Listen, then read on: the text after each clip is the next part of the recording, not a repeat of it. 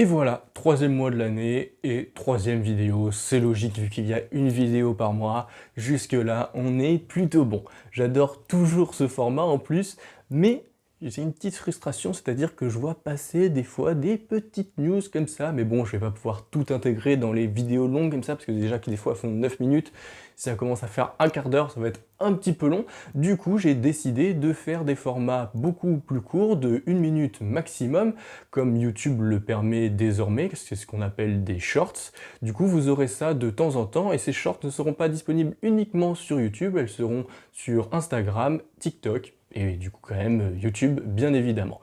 Voilà, j'espère que ça vous plaira, vous me ferez des tours pour améliorer ce petit format que je lance en plus.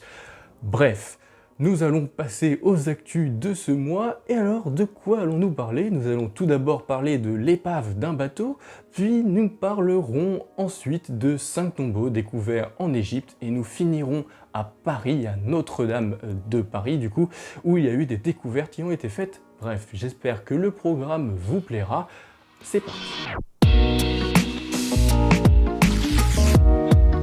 Le 9 mars 2022 a été découvert l'épave d'un bateau qui s'appelle l'Endurance. Et bon, les plus jeunes d'entre vous n'ont sûrement jamais entendu parler de l'Endurance, car il a coulé en 1915. C'est fou comme le temps passe vite, hein, j'ai l'impression que c'était hier, quoi.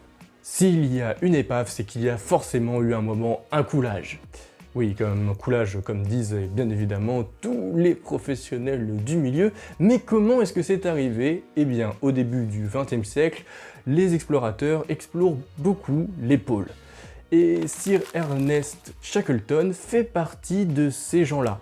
Et il décide de partir direction le pôle sud pour pouvoir le traverser de la mer de Weddell à la mer de Ross. En gros, il déposait son bateau à un endroit au niveau de la mer de Weddell, il traversait à pied jusqu'à la mer de Ross où il récupérait un autre bateau. Enfin, c'était le plan initial, quoi. Ouais, je parle de plan initial, hein, parce que vous vous doutez que s'il y a une épave, ça s'est pas tout à fait passé comme ça. En fait, assez rapidement, au niveau de la mer de Weddell, il fait si froid que la glace va se refermer autour du bateau. C'était à peu près prévu, mais finalement, il y a une telle pression que le bateau va finir par se fracturer, et du coup, il va finir par couler.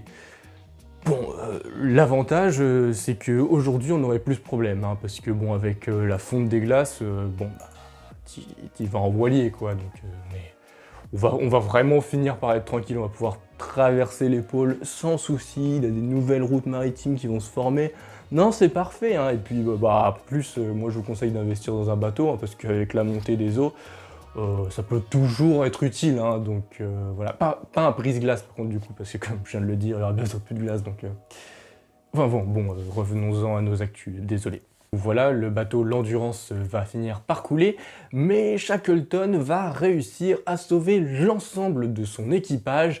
C'est une sacrée prouesse. En 2019, une première mission est déjà lancée pour essayer de retrouver le bateau l'Endurance, mais celle-ci échoue.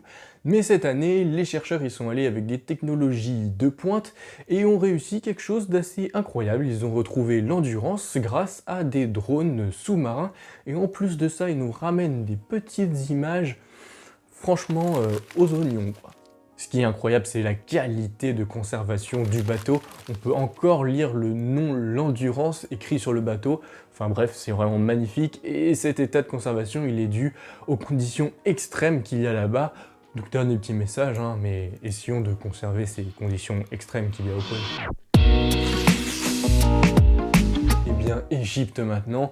Et c'est cool qu'on parle de l'Égypte parce que quand même dans l'inconscient collectif, l'Égypte c'est quand même le pays de l'archéologie avec les pyramides, les momies, les pharaons, les hiéroglyphes, enfin tout ça quoi. Le 19 mars 2022 était mis au jour 5 tombes sur le site de Saqqara. On y a par exemple retrouvé le caveau d'un certain Iri dans lequel il y avait un sarcophage et des peintures mortuaires où on pouvait y voir par exemple des tables d'offrande, les 7 huiles et la façade d'un palais. La table d'offrande, la façade d'un palais, Ça m'a pas vraiment surpris, mais j'avoue que les 7 huiles, ça m'a un petit peu plus surpris, je ne savais pas de quoi ça parlait. Du coup, je me suis renseigné et en effet, à l'époque de l'Égypte ancienne, eh bien, pour purifier les corps, pour les encenser, eh bien, on mettait du parfum sur les momies.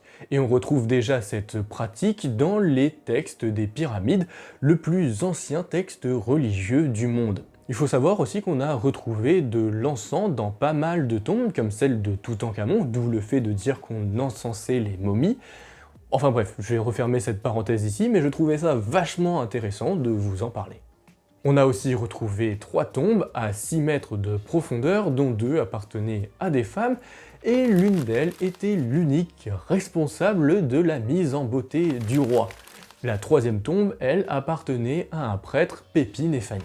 Et enfin, c'est à 7 mètres qu'on retrouve la dernière tombe qui était dédiée à Hémou, intendant de la famille royale.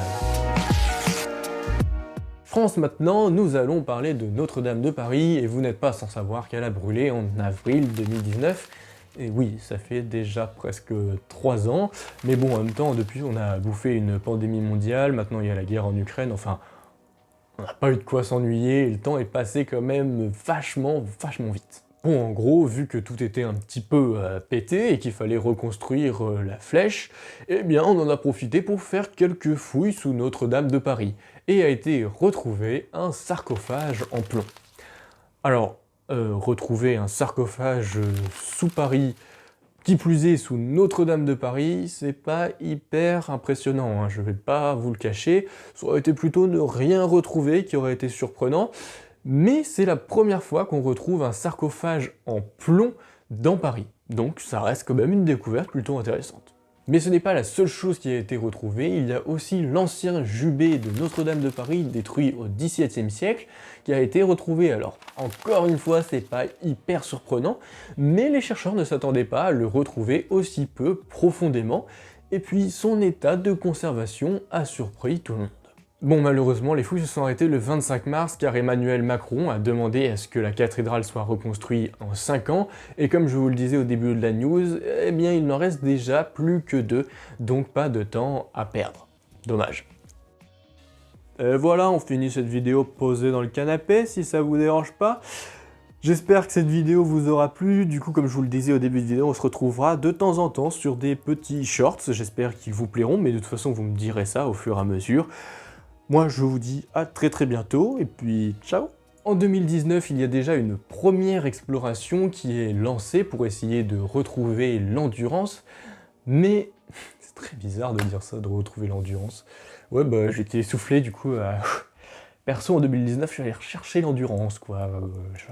J'avais besoin.